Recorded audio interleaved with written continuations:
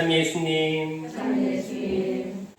그래서 또 특별한 날이고 그래서 오늘은 평일 미사 종료는 한 5분 안에 끝나죠.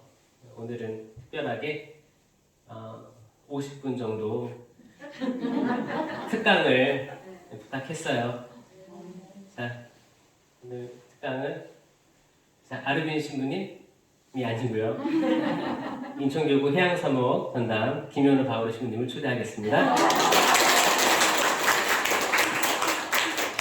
네, 방금 소개받은 김현우 바오르 신부입니다. 10월은 성모님의 달이죠. 성모님의 달이고 묵주기도 성월. 한국 교회는 은총이죠. 5월 달하고 10월 달에 성모님을 집중해서 기억합니다. 그리고 저희가 지금 와 있는 데가 레지오 마리에 처음 생긴 데, 프레시디움이 처음 생긴 데예요. 굉장히 역사가 깊은 데고 여길 통해서 지금 한국에 많은 본당들에 프레시디움이 생겼고 또 꾸리아, 레지아, 호미시움 각 신학교에도 레지오 프레시디움이 생겼어요. 그 정도로 많이 성장을 했죠. 레지오는 그 뜻이 군대잖아요.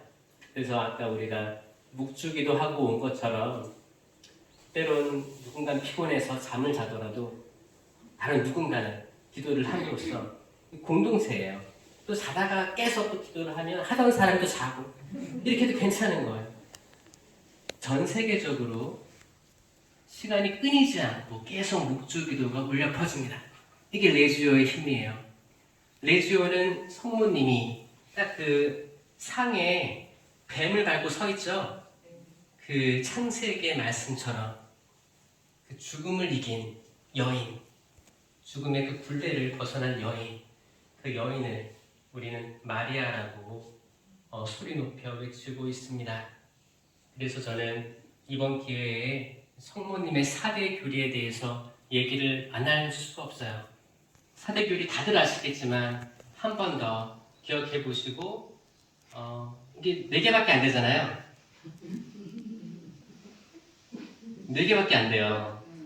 사실 우리는 다 우리 가족들, 친지, 자매 다 이름 다 외우죠? 12사도 이름 다 외우잖아요. 근데 4대 교리 4개밖에 안 되니까 외울 수 있지 않나요? 그렇죠? 혹시 지금 나는 2개는 안다. 2개는 안다. 손 들어보십시오. 4개 다 알면 좋을 텐데 이게 성모님의 일생을 생각해보면 알 수 있거든요. 아니면은 전례력 중에 1월 1일부터 생각을 해보면 이런 대축일이 있었지 알 수 있어요. 1월 1일이 뭐죠?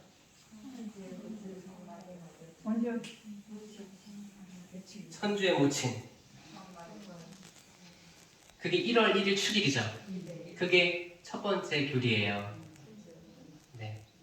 이제 천주의 어머니, 또 하느님의 어머니라고 하죠. 첫 번째 교리입니다. 자, 이 교리에 대해서 헷갈리는 분들이 있어가지고 얘기를 하려고 그래요. 자, 성모님께서 예수님을 낳으셨잖아요. 그러면 예수님의 어머니 누구예요? 성모님이잖아요. 그렇죠? 그럼 예수님은 하느님의 아들이신데 하느님의 아들이에요. 그러면 성모님은 예수님의 어머니잖아요. 근데 예수님은 하느님의 아들이래요.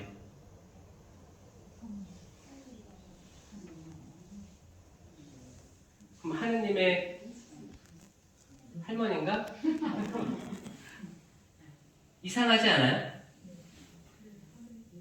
예수님이 태를 잉태해서 아들을 낳았는데 이분이 하느님의 어머니래요.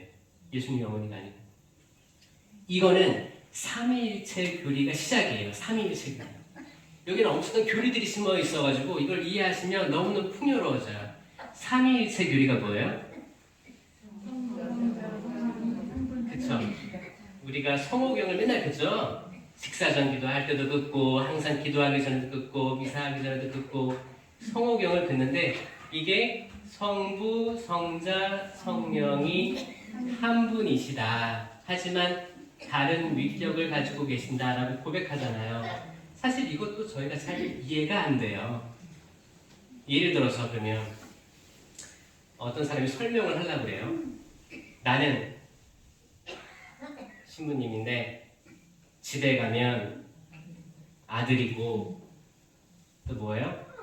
어디 뭐 사물놀이 하러 가면 사물놀이 하는 사람이다. 나 혼자인데 세 가지 일을 한다. 이게 삼위일체일까요? 아니에요. 어떤 사람이 이렇게 설명했어요. 물이 있어요, 물. 물을 끓여요. 그러면 수증기가 돼요. 또 물을 얼려요. 얼음이 돼요. 그러면 H2O가 똑같으니까 얼음하고 물하고 수증기, 기체. 이게 다른 모습이지만 하나이기 때문에 이게 삼위일체다 라고 말하는 사람이 있어요. 이게 맞아요? 아니에요. 이게 이단이에요, 이단. 옛날에 아리우스 이단이 이거였어요. 그러니까 다른 모습이고 하지만 변신해서 하나 뭐 이런 거 있죠. 이게 동시에 만족해야 돼요. 동시에. 그러니까 물이면서 동시에 물과 구별되는 무언가, 얼음이면서 무언가. 만약에 제가 신부님이면서 아들 이게 동시에 현존해야 되는 거예요. 보여야 되는 거예요. 명확하게. 어떤 사람은 그래요. 세잎 클로버를 예시로 들어요. 이 이파리가 세 개고 한 줄기니까 삼위일체야. 이것도 아니에요. 삼위일체 이게 하나면서 동시에 세 개가 그 하느님의 시간은 없어요. 우리는 시간이 있죠. 째깍 시간이 가잖아요. 근데 하느님은 영원하신 분이기 때문에 시간이 없어요. 그래서 동시에 이게 막 변화가 돼야 되고 우리가 생각하는 이때는 이거 이렇게 나눠줄 수가 없다는 거예요. 무슨 말인지 모르시겠죠? 그래서 그 외에는 뭐라고 해요? 신비다. 신비의 신비. 믿을 교리예요. 과학적으로 증명할 수 없습니다. 증명할 수 없어요. 하지만 이게 2000년간 교회가 성경을 읽고 연구하고 우리가 하느님께 드릴 수 있는 최고의 고백이 당신은 삼위일체 하느님이십니다. 라는 거예요. 왜냐하면 구약 성경을 보면 예수님이 등장하지 않아요. 그렇죠? 근데 우리는 삼위일체 하느님을 고백하고 있어요. 왜냐하면 이 천지창조 때도 그 시면 속을 하느님의 영이 감돌고 있었다고 그랬죠? 성령이 등장하고 또 예수님의 표징이 등장합니다. 십자가. 그 에덴 동산에 가운데 무슨 나무가 있었죠? 선악과 생명. 그쵸? 어떤 사람들은 선악과만 얘기하는데 우리 후원의 여러분들은 선악과 나무, 생명나무도 등장했어요. 너무 훌륭하십니다. 선악과 나무 옆에 생명나무가 있었어요. 근데 많은 사람들이 생명나무를 잊어버렸어요. 선악과 나무에만 집중했던 첫 인류는 죄를 짓고 추방당하죠. 그러면서 이제 이들이 다시 돌아와서 생명나무 열매를 먹을까봐 불탈을 세워서 지켰던 거예요. 왜냐하면 그들은 이미 원죄를 지었기 때문에 이거를 먹을 수 없는 존재가 됐던 거예요. 근데 그들은 그 이제 광야의 여정, 모든 여정들을 따라서 예수님을 만나고 회개하고 돌아와야지만 그 열매를 먹을 수가 있는 거예요. 그 십자가 나무가, 그 생명나무가 십자가의 표상입니다. 생명나무의 열매는 생명이에요. 포도나무의 열매는 포도죠? 생명나무의 열매는 생명이다. 생명은 예수 그리스도. 이 십자나무에 열린 열매. 이거를 모시는 게 뭐예요? 성체성사. 이게 미사 때 온전히 이루어지는 거예요. 그래서 이 삼위일체의 핵심을 둬서 그 첫 번째 성모님의 축일이죠. 믿을 교리, 천주 성모, 하느님의 어머니. 그러니까 그 예수님의 어머니이신 마리아가 예수님이 삼위일체이신 예수님이니까 하느님의 어머니시구나. 그래서 그 크리스마스, 성탄절이라고 하죠. 성탄절은 창조주이신 하느님께서 창조물로 내려오신 사건인 거예요. 하느님이 창조를 하셨는데 하느님이 내려오신 사건인데 땅은 거절한 사건이었어요. 왜냐하면 그 여관문이 다 닫혀 있었죠. 그리고 거기서 예수님 낳을 때 헤로데가 2살 이하의 사내한 다 죽이라고 해가지고 예수님 성 가정이 피난 갔잖아요. 피난. 이게 피조물이 창조주를 거스른 사건이 성탄절이에요. 성탄절이 마냥 기쁜 날만은 아니죠. 그렇죠? 굉장히 혼란스러웠어요. 그때 그리고 주목해야 될 게 천주 성모 교리입니다. 그 다음에 이제 성모님이 예수님을 잉태했는데 모든 인간은 원죄가 있잖아요. 예수님 빼고. 그러면 성모님의 태는, 자궁은 원죄에 물들지 않았을까라는 의문이 제기됩니다. 그래서 교회에서 얘기한 거는 성모님의 태는 날 때부터 보호되어 있었다. 날 때부터. 그러면 날 때부터면 성모님의 태만 성모님이란 존재가 보호 안에 있었다 라는 거예요. 이게 무염시태입니다. 무염시태. 원죄에 물들지 않는 보호를 받은 거예요. 그렇죠. 우리가 아이를 낳아보면, 저는 못 낳았지만 그 자녀들을 낳을 때 이제 아이를 가지고 9개월, 10개월을 품을 때 조심조심 하죠. 스스로 아이를 인식하고, 그쵸? 조심조심 하잖아요. 저희 어머니는 저를 대고 흰쌀을 그냥 씹어드셨대요. 흰쌀이 되게 고소했대요. 제가 태어났는데 흰쌀처럼 하얗대요. 뭐 땡기는 게 있나 보죠. 이렇게 아이를 가졌을 때. 그래가지고 성모님은 날 때부터 보호를 받았다. 이거는 하느님께서 그 그릇을 보호해 준 거예요. 그릇은 그거 기억나시죠? 카나의 혼인잔치에서 거기 술이 떨어졌어요. 근데 두세 동이 물 항아리가 6개 있었습니다. 그래서 거기에 물을 가득 채웠죠. 그래서 거기에서 물을 또 날라주니까 이게 와인이 됐다, 술이 됐다라고 하잖아요. 그 6개의 물동이가 있었는데, 항아리가 있었는데 7번째 물 항아리가 누구였어요? 성모님이에요. 성모님이에요. 7이라는 숫자는 굉장히 중요합니다. 6이라는 숫자는 하나가 부족한 거예요. 항상 부족한 숫자예요. 7. 7번째 항아리는, 7번째 그릇은 성모님이셨다. 그릇이 채워지는 거고, 그릇이 채워진 물이 변화되는 거예요. 그럼 삶이 풍요로워지는 거예요. 그래서 예수님을 담을 그릇은 처음 태어났을 때부터 원죄로부터 보호를 받았다. 이게 원죄 없이 잉태되신 동정성모 마리아입니다. 아셨죠? 네. 그러니까 성모님이 태어났을 때부터 보호를 받았다. 그리고 그분은 하느님의 어머니가 될 준비를 하고 있었다라는 거죠. 그러면 이분이 좋아요. 원죄 없는 거 알겠어. 하느님의 어머니인 거 알겠어. 그런데 마리아는 예수님의 형제 자매가 있다고 성경에 나왔는데 이거 어떻게 된 겁니까? 개신교들이 많이 물어봐요. 그 예수의 형제들이 있다고 나왔는데 그 마리아는 평생 동정을 지키지 않은 게 아닙니까? 그럼 천주교 신자는 어떻게 해요? 아, 그런가?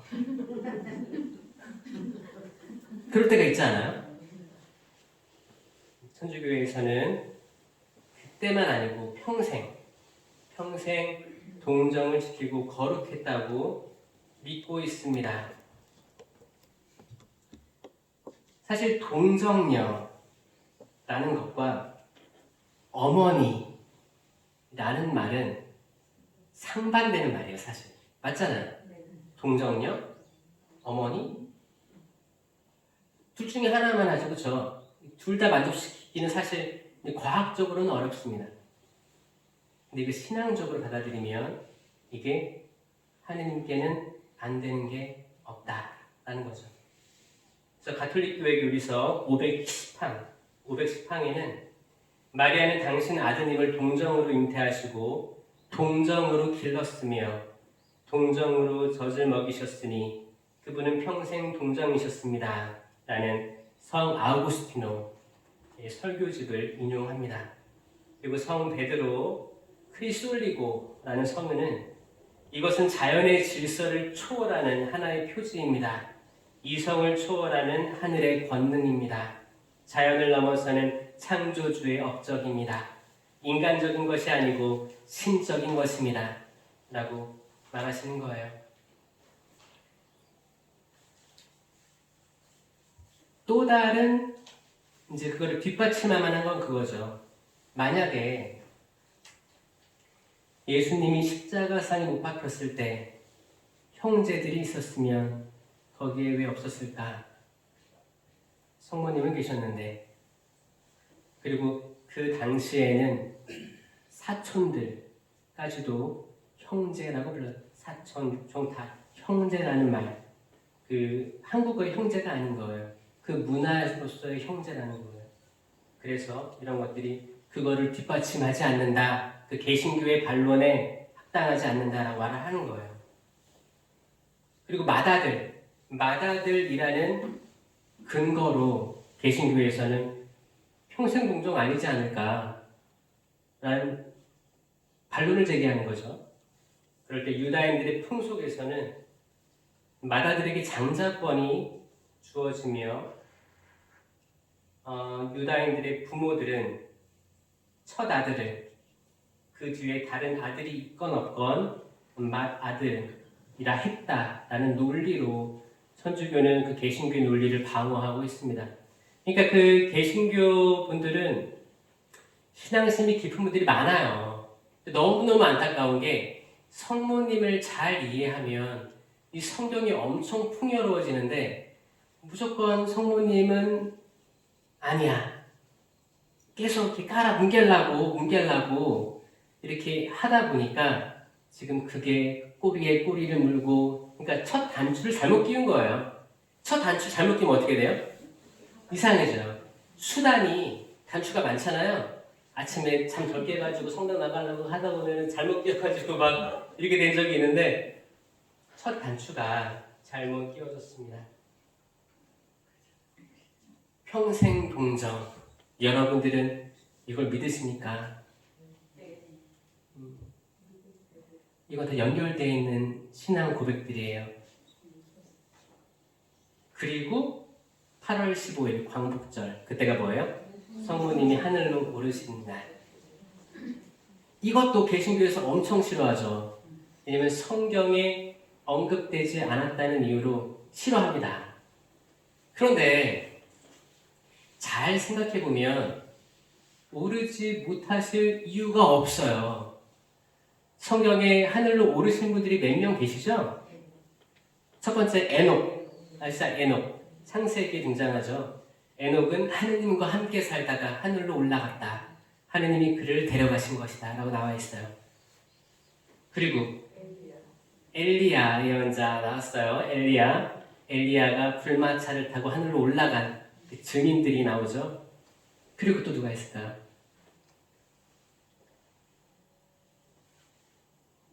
모세라는 추정이 가능합니다. 모세.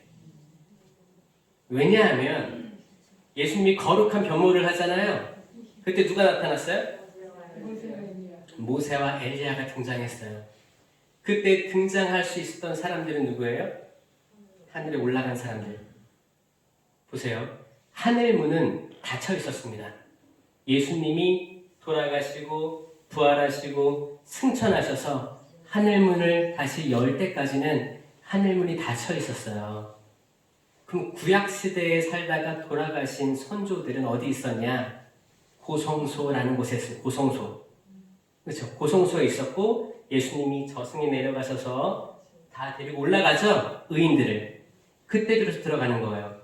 그럼 구약 시대 때 바로 하늘로 직행했던 사람들만이 발현할 수 있었다는 거예요.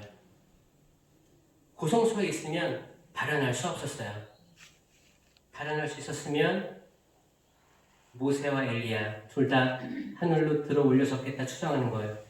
엘리야는 확정돼 있어요. 그렇죠? 성경에서 얘기하고 있기 때문에. 근데 모세는 확정은 안 돼 있어요. 그런데 거기 그렇게 써 있어요. 아직까지도 모세의 무덤을 찾을 수가 없다. 라는 말로 한정되어 있습니다. 자, 하늘로 들어 올려진 분들이 이미 있었어요. 그리고 이제 성모님을 바라보면 성모님은 평생을 아들 예수님, 삼위일체 하느님, 성부, 성자, 성령과 함께했죠. 함께하고 돌아가실 때도 함께 있었고 성령 강림 때도 함께 있었고 그분은 항상 함께 있었어요. 많은 말을 하지는 않았어요. 성경에서 항상 함께 있었어요. 그분께서 왜 올라가면 안 되는가? 그리고 초창기 교회 때는 성모님의 무덤도 발견할 수 없었어요. 그래서 초기 교회 때는 성모님은 무조건 아들 예수님 계신 곳으로 가셔야만 한다라는 믿음이 굉장히 강했습니다. 가장 오래된 초기 교회 때부터 나온 게 성모 승천 교리입니다. 그래서 가톨릭 교회 교리서 966항 죄에 따른 벌 교회 헌장 59항에서는 원죄의 온갖 더러움에 물들지 않으시면서 티 없이 깨끗하신 동정녀께서는 지상 생활의 여정을 마치시고 육신과 영혼이 하늘의 영광으로 올림을 받으시고 주님께 천지의 모후로 들어 높여주시어 군주들의 주님이시며 죄와 죽음에 대한 승리자이신 당신 아드님과 더욱 완전히 동화되셨다라고 선포하고 계세요. 여기서 예수님의 승천과 다른 것은 예수님은 본인이 올라가셨고, 그렇죠? 왜냐하면 삼위일체이신 하느님이잖아요. 본인이 가신 거예요. 성모님은 들어 올림 받으신 거랑 차이가 있다는 거 기억하시고요. 그래서 이건 사랑에 대한 이야기입니다. 아무도 아들과 어머니의 사랑을 떼어놓을 수 없어요. 그렇죠? 우리 인간도 예수님을 따르고 삼위일체 하느님 따르고 또 성모님 공경하고 그리고 우리가 지상생활을 하면서 우리들의 어머니, 우리를 낳아준 어머니들 계시죠? 이미 세상을 떠난 분도 계시고 지금 계신 분도 계시고 특히 성모님의 모성을 가진 어머니들에 대한 공경을 그치지 마십시오. 함께하면 우리도 육신과 더불어 부활한 육신으로 함께 하늘나라에 오르는 희망을 가지는 거예요. 성모님은 첫 번째로 우리가 육신과 더불어 부활해서 승천할 수 있다는 것을 표지로 보여주신 분이십니다. 아멘? 아멘. 그래서 요한 묵시록 11장 19절에 보면 이렇게 되어 있어요. 그러자 하늘에 있는 하느님의 성전이 열리고 성전 안에 있는 하느님의 계약궤가 나타나면서 번개와 요란한 소리와 천둥과 지진이 일어나고 큰 우박이 떨어졌습니다. 그리고 하늘에 큰 표징이 나타났습니다. 태양을 입고 발밑에 달을 두고 머리에 12개의 별로 된 관을 쓴 여인이 나타난 것입니다. 이윽고 여인이 아들을 낳았습니다. 그 사내 아이는 쇠 지팡이로 모든 민족들을 다스릴 분입니다. 그런데 그 여인의 아이가 하느님께로 그분의 어자로 들어 올려졌습니다. 그 여인에게 큰 독수리의 두 날개가 주어졌습니다. 뱀을 피하여 보살핌을 받았습니다.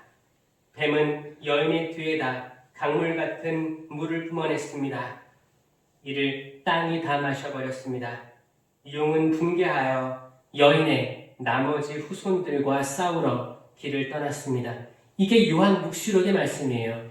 이걸 근거로 우리가 바쳤던 묵주기도 있죠. 영광의 신비의 천상모회의 관이 나오는 거예요. 이 천상모회관에는 12개의 별이 있는 거예요.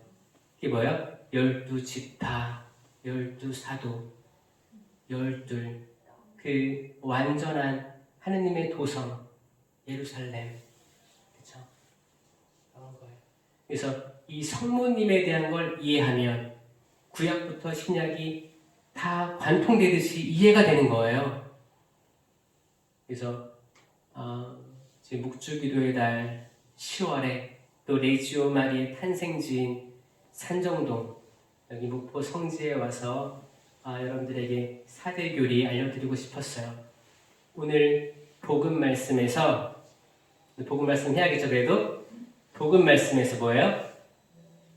요나의 표징 그리고 남방여왕 이게 뭘까요?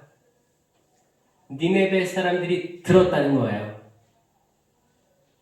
그리고 남방여왕이 저 멀리서 들으려고 왔다는 거예요. 오늘 이 자리에서 멀리 오신 분들이 계십니다.